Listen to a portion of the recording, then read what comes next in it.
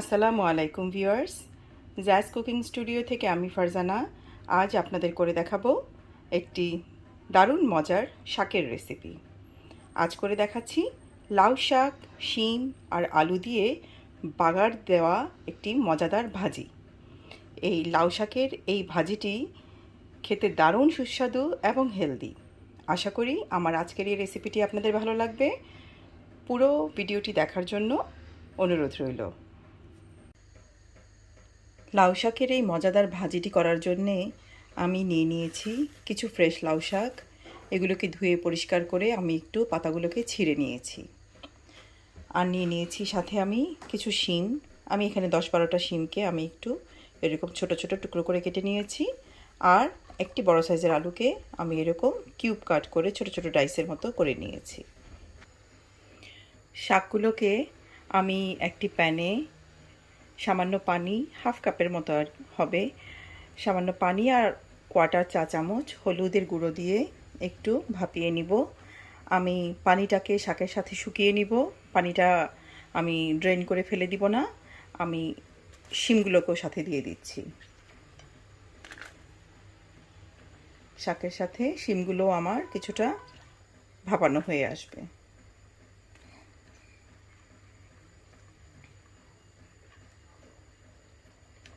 এই পর্যায়ে আপনারা চাইলে 2টি কাঁচামরিচও সাথে দিয়ে দিতে পারেন। আমি দিচ্ছি না ঝালটার জন্যে, ঝালটা অ্যাভয়েড করার জন্যে আমি দিচ্ছি না। গ্যাসটি অন করে দিচ্ছি আর এটিকে আমি একটু ঢেকে ভাপিয়ে নিব। শাক আমার মজে এসেছে। আমি এই পর্যায়ে সামান্য পরিমাণ লবণ ব্যবহার করছি, খুব বেশি দিব না। পরবর্তীতে শাকটাকে যখন আমি ভাজি করব বাগারের সাথে, তখন আমাকে কিছুটা লবণ দিতে হবে আলু আর পেঁয়াজ মরিচের পরিমাণের উপর।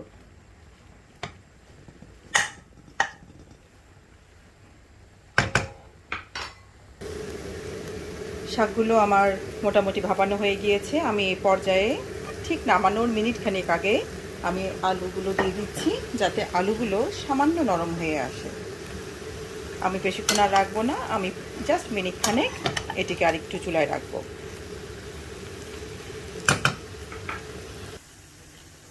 শাক, শিম, আলু আমার সেদ্ধ মোটামুটি হয়ে গিয়েছে। এখন এগুলোকে আমি একটি প্লেটে তুলে নিচ্ছি। একই প্যানে আমি খানিকটা তেল দিয়ে দিলাম। আমি 4 টেবিল চামচের মতো তেল দিয়েছি। যে কোনো শাক ভাজিতে বা শাক রান্নায় তেলের পরিমাণটা একটু বেশি দেওয়া লাগে। তেলটি গরম হয়ে এলে আমি এখন এতে দিয়ে দিচ্ছি কয়েকটি আস্ত শুকনো মরিচ, দিয়ে দিচ্ছি 6-7 টুকরা রসুনের কোয়াকে আমি কুচি করে নিয়েছি। রসুন শাকের সাথে খুব সুন্দর যায়। রসুন ছাড়া শাকের বাগারটা কখনোই কমপ্লিট হয় না। আর দিয়ে দিচ্ছি সামান্য পেঁয়াজ কুচি। এগুলো একটু ভাজা ভাজা হয়ে এলে আমি এর মধ্যে আমার সেদ্ধ করে রাখা, সেদ্ধ ঠিক বলবো না, ভাপিয়ে রাখা শাক, শিম আর আলুগুলোকে দিয়ে দিব। চুলার আঁচটিকে আমি মিডিয়াম টু হাই রেখেছি। এই বাগারের একটি সুন্দর ফ্লেভার বেরোলে, একটু সোনালি আকার ধারণ করলেই আমি এতে শাকগুলোকে দিয়ে দিব। খুব বেশি গাঢ় করতে যাব না, হালকা সোনালি বর্ণ ধারণ করলেই আমি শাকগুলোকে এখানে অ্যাড করে দিব। তেলের সাথে পুরো বাগারের ফ্লেভারটা মিশে যাওয়া পর্যন্ত আমি অপেক্ষা করছি। পেঁয়াজ, রসুন আর শুকনো মরিচের সুন্দর ফ্লেভার বেরিয়েছে, কালারটিও চেঞ্জ হয়ে এসেছে। আমি এই পর্যায়ে শাকগুলোকে দিয়ে দিচ্ছি। লাউ শাকের এই ভাজিটি অনেকেই করে থাকেন, খুবই মজা এই লাউ শাকের এই ভাজিটি খেতে। সাথে শিম আর আলু দিয়ে রান্না করলে আসলে দারুণ একটা স্বাদ হয়।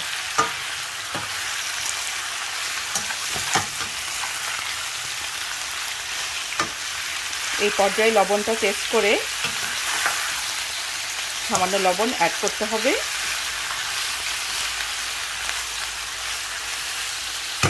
এখন আর এটিকে ঢাকা দিয়ে ভাজা যাবে না।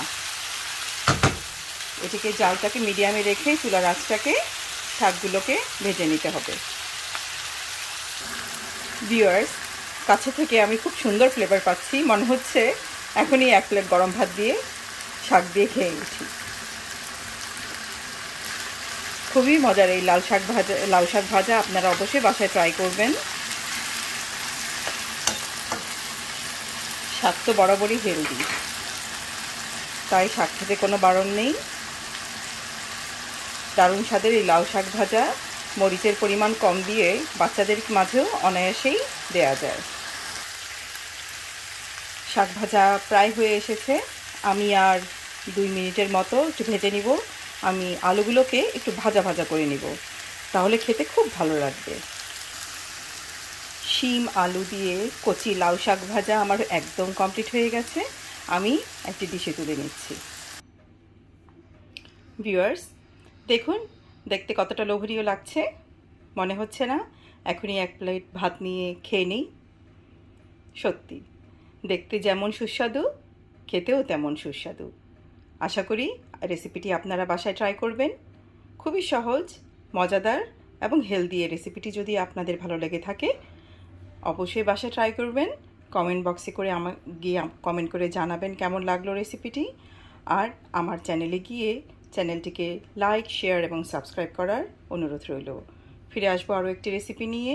আসসালামু আলাইকুম।